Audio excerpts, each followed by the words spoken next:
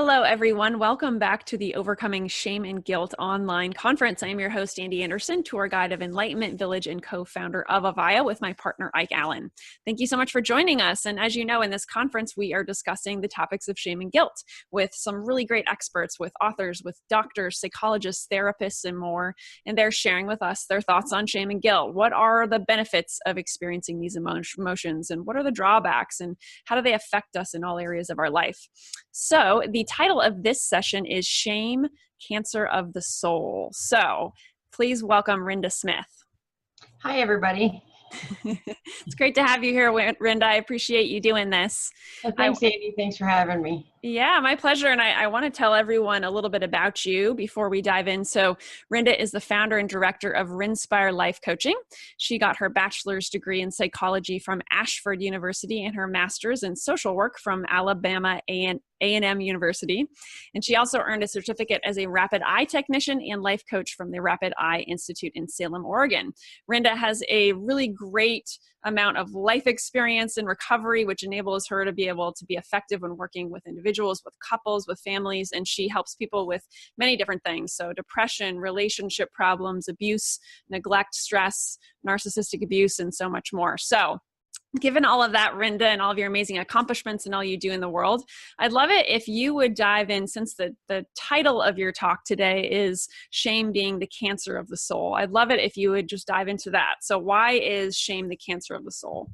Well, I say that shame is the cancer of the soul because it's the feelings of I'm not enough, and that being a shadow casting over your life. So you walk around feeling constantly like you're not enough, and it plays into every aspect of your life. It plays into your relationships, it plays into your work, it plays into just your overall daily feelings, right? So it's like a cancer. You live with it inside of you. So that's why I kind of titled it Shame, Cancer of the Soul, because it is just this overwhelming feeling of I'm not enough, I'm not good enough, I'm worthless. Got it. Okay, thank you. So what about guilt? You know, what is your definition of guilt in this? So guilt, I mean, there's guilt is the feeling of I've done something wrong. You know, it's having raised your voice or yelled at somebody and then feeling guilty and coming back and making amends. It's like a moral compass. And shame is different in that it is, I am a bad person, right? I'm a bad person because I'm inherently flawed. And so, you know, guilt and shame can be helpful in life, you know, because guilt and shame can be a moral compass, but the overwhelming, we get into danger when we start getting into that toxic shame. That's the cancer, right? The cancer of the toxic shame is I'm not enough. I'm not worthy of having a good, decent life. And it's these inherent messages that we learned in our childhood by constantly being told we're bad, we're wrong, we're worthless. You know, some of the messages that personally I was told was that you'll never amount to anything. And so I've spent my life individually, I've spent my life trying to make that message true. So I set myself up, like, for instance, why I haven't been doing a whole lot of videos lately.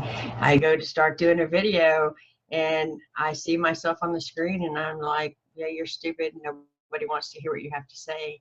And I psych myself out, when in all actuality, I know that my message is important and it's helpful to other people, but I can't get over my shame. And so that's where it comes into toxicity, and it harms you because it holds you back in everything that you do. Right.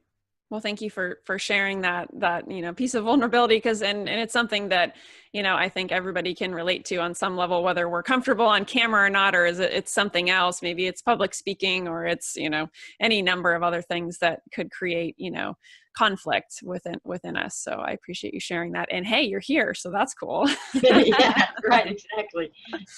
Awesome. So, here's a question for you. So for viewers watching right now, this is just coming to me in the moment, right? Like shame seems to be such like a cyclical thing. And it's like, so say you grew up and you got the messages of you're bad and wrong, you're not going to amount to anything, right? So if you go through your life believing this, I know in doing this conference, if people are believing that about themselves, sometimes they project that outward into blame, right? Into not being nice to other people, into being, a what to other people, and all that kind of stuff, because they haven't dealt with that underlying stuff inside. And then sometimes here's the cycle part, right? If they are projecting it out and being not nice to someone else, then they start feeling bad about themselves for doing such a thing. And so then like the cycle keeps going and going. Right. And so what happens is it snowballs.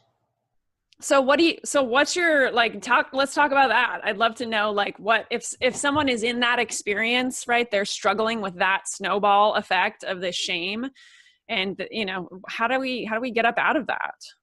Well, I mean, it's about reminding yourselves of the gifts of what happened to you and turning these messages around.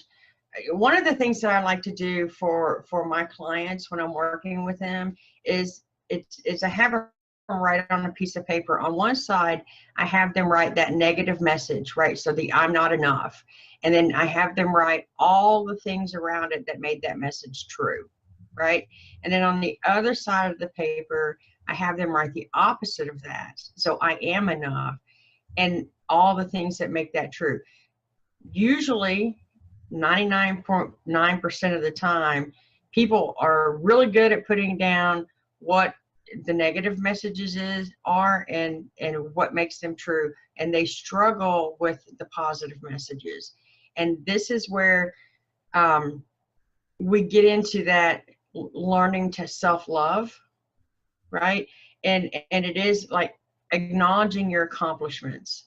What are your actual accomplishments? Because you haven't gotten this far in your life without achieving something, right? Even if it is, I survived my childhood, or I survived school, whatever it is, you've made it to this point in your life. And so that's a positive. But when we get into blaming other people, it serves no purpose, because what we're doing is we're building resentments, and we're not taking responsibility for our own self, right? So we are projecting out these negative messages that we inherently feel within ourselves. Because in my video, when I was talking about shame, cancer of the soul, I talked about the psychic promises that we've made. And those promises are either I'm going to be just like my parents, so they'll love me and care about me, or I'm going to shut down my feelings and just not feel anything, so therefore nobody can hurt me. And those two things are dangerous, right? Because you're continuously trying to fulfill something that's not accomplished, that you can't accomplish it. Because nobody can totally shut off their feelings. They internalize them, but they can't completely shut them down. Got it. Yes. Thank you. And thank you for sharing like practical tips and exercises people can do if they're finding themselves in this kind of snowball effect of shame, and how cyclical it is. So I appreciate that. Those are really good exercises. So I'd love to dive into, right, we've talked a little bit about the benefits of guilt and shame, so actually I'm going to move on from that. But do you think that we can actually ever be rid of shame? Like, do you think it can actually, can we actually overcome it, get rid of it, or is it just part of the human experience? Well, I mean, shame is, like I said, again, shame and guilt both have negative and positive effects. And so I think having healthy shame, because it is a moral regulation, and so it prevents us from wronging other people, right? So it's like a moral regulation. But when we get into toxic shame, we can manage it. I don't think that it ever totally goes away, but we can manage it with positive self-talk. So when we start into that snowball effect, right? then we have to start the positive I am messages, you know, and again, pulling ourselves out of it, and understanding where the nature of it came from. You know, if we break it down and say, okay, where did I get this message? And chances are we received it in childhood, and it continues on throughout our lives. So yes, we can overcome it, but it's still going to be a factor in our life, and we just have to manage it. Got it. So there's good and bad news about it. Well, I'm sorry, say that part again. I said there's good and bad news about it. There's good and bad. Yep. And in everything, right? Right. I'd love it if you'd also dive into how shame and guilt can affect relationships, right? So, right, I know that you do some, you know, relationship style counseling as well. So, can people have a healthy relationship with their partner if they have a lot of shame? They can, actually, you know, Mark and I do. We can work on having a healthy relationship, even though we have, you know, a lot of shame. And it's about checking yourself, right? So say, for instance, you know, we have a disagreement. I project my shame. At least I can come back and I can say, wow, you know, and this is where the healthy part of it comes in, is because I can step away and come back and reflect, and then come back and make amends for it. So, and you can have a healthy relationship as long as you're working at it. Got it. So it's not to say that you're doomed to be single, because you're not. It can be relationships. We have relationships with people every day. Mm-hmm. And whether it be romantic or friendship, it's still going to play a part. And it's just how you handle it individually and personally that is the outcome of the relationship. Right. So let's talk about like a specific example of relationship. So oftentimes in relationships, right, if both people are struggling with their own like lack of self-love and shame and guilt and that kind of stuff, right, they can try to bring the other person down, right? If they feel like crap, they want their partner to feel like crap too, right? And they project. Yeah. So like, what suggestions specifically for that example might you have for people to get out of that like cycle? You know, so in relationships, first of all, I mean, you know, we get what we need to heal our childhood wounds in relationships, because that's how we're wired. And I really fully believe that. And that's the nature of relationships, intimate relationships, is to heal our childhood wounds. And so when somebody is projecting, it's my responsibility in my relationship not to internalize the projections, right? And so, but if I do, like, it hits the core of my shame, it's my responsibility to recognize that, and then talk myself, you know, and it's a process. Okay, because it doesn't happen automatically, because, you know, somebody's shame gets triggered and then they start projecting back and it escalates, but then they walk away and they can come back and go, hey, I'm really sorry, excuse me, that I'm really sorry that, you know, I yelled at you or I criticized you, whatever it is. That's the healthy part of it, is that you can recognize it and then come back and make amends.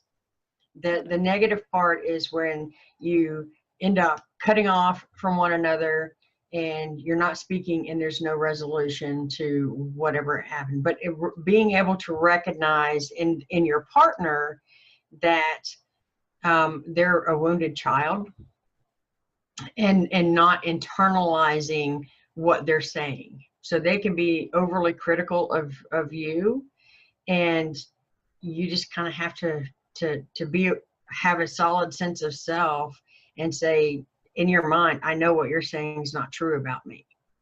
Mm-hmm. Even though they're telling you who you are, you know who you are. Right. Right. So it's working on your own personal recovery. Mm-hmm. Got it. Thank you. Thank you for diving into that example. You know, I know it's something that a lot of people struggle with and come to counseling for and all that kind of stuff when that, you know, shame is underlying. So I guess that actually leads me to another question in the moment is jealousy, right? Like, so if, let's say one partner is jealous of the other, because of their, you know, they're better at something than them or they're whatever, right? They have characteristics that person would like, and that person feels shameful that they aren't that. So what kinds of, how do you work with couples about jealousy issues like that? Well, you know, when it comes down to the jealousy issues, it's first of all, we pick people that compliment, right? So there's, you know, you got to realize that everybody's not perfect at everything. And so marvel in the fact that your partner is capable of doing something that you're not really good at, you know, and it's working towards maybe becoming better at it. But the jealousy part of it, it's holding the resentment towards them because they can juggle a soccer ball and you can't, right? I mean, just for example, but you can work at it and you can become better at it and you can end up mastering it. So it's, if you're jealous that they can do something you can't, then put forth the effort instead of being mad at them for being able to do it. Put forth the effort in learning how to do it yourself. Right? Awesome. Yep. Good. Awesome. Thank you. So here's like a big question. How do we learn to love ourselves? Right? How do we do this? That's a really good question. It's hard because we are programmed with all these internal messages of how inherently flawed we are, but it's loving ourselves despite of that. So we've got to I tell my clients, write out these lists of positive I am statements, put them in places that you can see them. So I am worthy, I am lovable, I am enough. And put those, you know, I had one that wrote it in lipstick on her bathroom mirror, you know, and it works. It's reminding yourself that you're worthy of your existence. And then it's like not looking for outside sources to fill you up. Stephen Covey's 7 Healthy Habits of Highly Effective People says, live your life from the inside out and not from the outside in. So stop looking for acceptance from outside sources and learn to love and accept yourself. And we all have this little inner child, and treat that child like it is your son or daughter. Okay, so when you start treating that inner child of yourself like your son or daughter, you're not gonna belittle your kid. So why are you belittling yourself? Right. So it's a good reminder and saying, oh, this is my child, and I wouldn't do this to my child. I wouldn't be talking to my child like this. So remember that. Awesome. Thank you. I appreciate that. So next question for you is about the victim mentality, because this is something that I think a lot of people get stuck in, especially as it relates to shame and feeling unworthy and lack of love for themselves. So how do you think people, or how do you suggest people learn to break free from this victim mentality? And I would love it if you'd kind of hone in on the belief that we're a victim of ourselves, right? We have all these flaws, we are these horrible people, right? All this stuff that we tell ourselves that can allow us to be victims of ourselves. So how do we break free from that? Being the victim, it's learning to change the messages, change the script, right? I like to say do a pattern interruption. And so when these messages start coming up and you start feeling as if you're not worthy of your own existence, and instead of dwelling on that, do something else, right? It's called a pattern interruption. And you just pick up and move, even move in your space, right? So just move from one chair to another. And that's enough to do a pattern interruption. But we end up believing the things that we were told. And so we get stuck in that victim mentality because we're trying to make that true. So we're trying to make the messages of I'm not enough and I'm a worthless person. We are striving to make those true. Do it different. You don't have to live the script of your childhood. Right. Okay? you can set healthy boundaries within yourself. You learn the things that you actually like. One of the best things that I did for myself going through all of this was I really took a look at, am I doing things because somebody told me that I like them, or am I doing things because this is genuinely what I like, right? And so it's starting to take this inventory of who am I as a person and who am I because of what I was told. Mm-hmm. Got it. And then sticking with who am I as a person and building upon that. And then not expecting other people to do it for you. So boundaries are like gates. I'll do this or I won't. And then if you choose to do it, well, then you've made that conscious choice. But then when you do something, ask yourself, what's the purpose? What's the intent behind it? Am I doing it to people please? Am I doing it to manipulate how they see me? Am I doing it just because I really want to? Right? So when you're involving other people. And so there you don't end up as a victim. Right. Got it. Cool. Thank you. Thank you for diving in. I love your insights around the victim mentality and the pattern interruption specifically as like a great tool. And then, right, like the fact that we go down into this, I'm a victim of myself, to try to make those old messages true. Right. That's really key. So I think that was a great piece of awareness. So kind of segue from that is us learning to be 100% responsible for our happiness. Right. So what kind of suggestions do you have for people to get this concept and start practicing this 100% responsibility? Well, again, being 100% responsible for your life and your choices. As children, we didn't have a choice, right? But as adults, we have all the choices in the world. Okay. It's about setting these boundaries. It's about saying, I'm doing this and I won't accept that. And it's again, the motivation behind it. Am I trying to manipulate you and to see how you see me? You know, because I want you to see me as this person who is willing to do anything, but then I'm going to harbor a resentment about it. Okay. If you're going to harbor the resentment only hurts you. And so it's because you're not having healthy boundaries, right? So start taking responsibility for yourself and asking yourself, what's the intent? And not looking for outside sources to fill you up, and learning how to love yourself, flaws and all, because nobody's perfect. And there's no, there's what is perfection? Right? I don't even know the meaning of like healthy perfection, because there is none. And because we all are human beings. And so we're not perfect, but taking responsibility and saying, you know, when you make a mistake, then have some healthy guilt about it. Go back and apologize. We can do that. It's making amends. And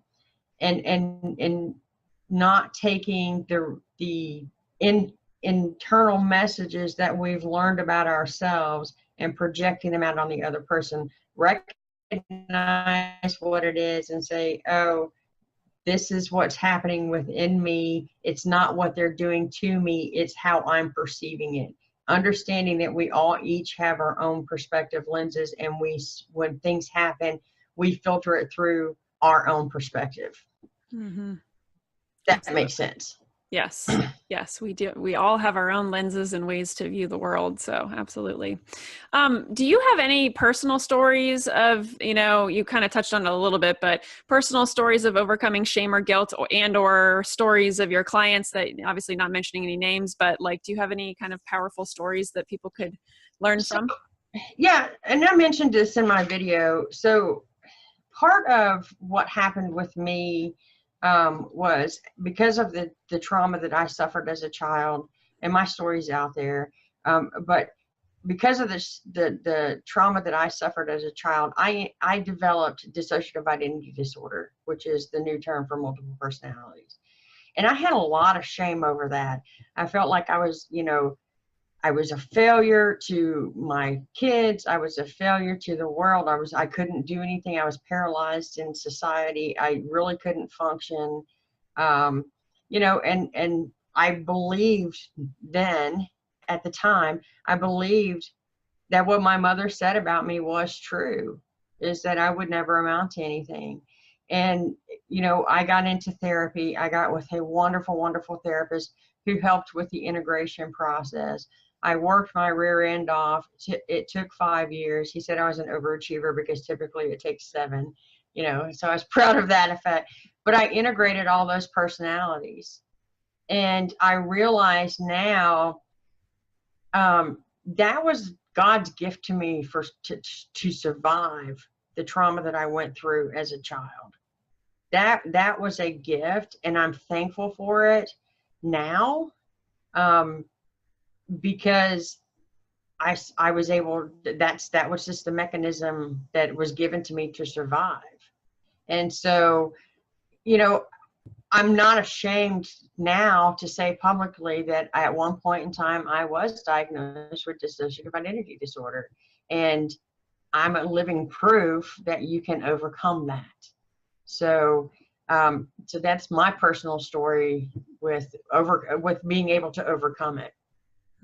Wow. I actually didn't know that about you. And that's a very powerful story. And thank you for sharing so openly and authentically. That's absolutely amazing. You're welcome.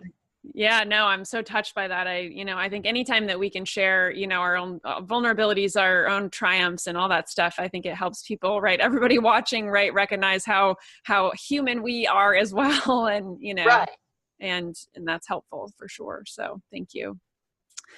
Well, we're running a little short on time, so I want to make sure that you get to let everyone know how they can work with you, where they can learn more about you. So where might that be? You can go to rinspirelifecoaching.com, and there is my contact information. I'm also on Facebook, Instagram, Twitter, Pinterest, so you can follow all of the things there. And you can contact me. My number's listed on the website. Awesome. And everybody, there will be a link below that just hyperlinks over to your website too. So you don't have to necessarily remember the URL or type it in word for word, but we'll be able to make that super simple. So if you want to work with Rinda, then you can head on over to her site. Are there any last insights or anything we've missed that you feel you want to talk about around shame and guilt?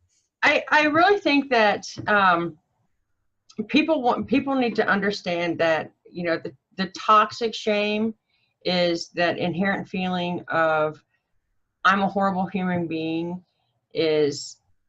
that's detrimental to yourself. And working towards love and acceptance of yourself is very key.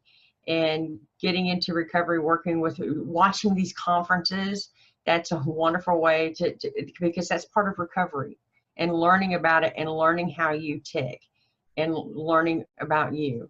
So we can manage it. Mm-hmm. It's possible. Got it. Awesome. Thank you, Rinda. I really appreciate your time and sharing your beautiful message and all the really amazing work you do in the world. So thanks so much for taking your time to be here today. Thanks, Sandy. Thanks for having me. All right, everyone. Thanks so much for tuning in to Rinda's interview. And here is to our collective journey to self-love and healthy relationships. Bye, everyone. Hey everyone, I just got off a really profound, powerful interview with Rinda Smith, and biggest take-home message for me was when she shared her story. So I think it's just really amazing and powerful and fabulous that Rinda has gone through so much in her life, so much trauma as a child, and then, had this dissociative identity disorder and was able to do the work, right, to recover and then, do the work to then become a therapist and all of this. So I think it was just super powerful. And I always love when people share these vulnerable stories because it's very inspiring for everyone else to get like how much she's gone through and how awesome she is, right, to have come up out of that and into this great, space of of empowerment and helping other people. So I just wanted to touch on that first. So next thing are a couple other take-home messages. So one of the exercises she recommended for people who are struggling with shame, right, is to get out a piece of paper, right, or maybe you do this in a Google Doc or something if you're more digitally inclined, and you write the negative messages that you grew up with, that you believe about yourself, all the things that you tell yourself that you think are true, right? I suck, I'm not good enough, I'll never be enough, I don't do it right, blah, blah, blah, right? All of these things. And then write down all of those things that made that true, right? So all of the reasons why you believe that about yourself, right? So, and then the other side of that piece of paper, or on the next page of that Google Doc, right, you write down the opposite of that, right? The positive message, the counter message of I am enough, and I love myself, and I am deserving, and all of those things, and all of the things that make that true. So I thought this was a really powerful exercise that I hope you guys take on. And, it's important for us to, focus on our accomplishments. What is it that we've done that's been great, and what amazing things have we brought to our life and to others? And a lot of times we can lose that. We can lose that in our minds as positive things about ourselves, especially when we're so focused on the negative. So that was another big take home. And then the last one I wanted to mention was when I talked to Rinda about breaking free from the victim mentality, specifically as it relates to, right, shame spirals and being a victim of ourselves, right? I'm telling myself that I suck, and I'm a victim of myself that I'm telling myself I suck, right? That kind of snowball shame cycle. So she recommended doing a pattern interruption, which I thought was really good. So, right, when you catch yourself in those moments, figure out a way to interrupt that, right? Maybe it's moving your body, maybe it's going for a walk, maybe it's going to do something totally different, call a friend, go to the gym, whatever it is that you need, but interrupt that pattern with something else, right? Get out of that mindset. And another thing I thought was really powerful piece of awareness about this, self-victim mentality is that it's us striving to make those negative stories about ourselves true, right? That's all it is. It's just feeding that beast. At least that's the way I look at it, right? If we believe that we're not good enough, then if we tell ourselves we're a victim of ourselves for believing that, then all we're doing is feeding that. We're just striving to make that true, to be right about that, and to, continuously make it true in our life. So pattern interruption, get out of that mindset and go on to different things in your life. So these are just some, quick take home messages for you and great exercises to do. And again, I hope you loved Rinda's interview as much as I did, and I'll see you on the next one. Thank you.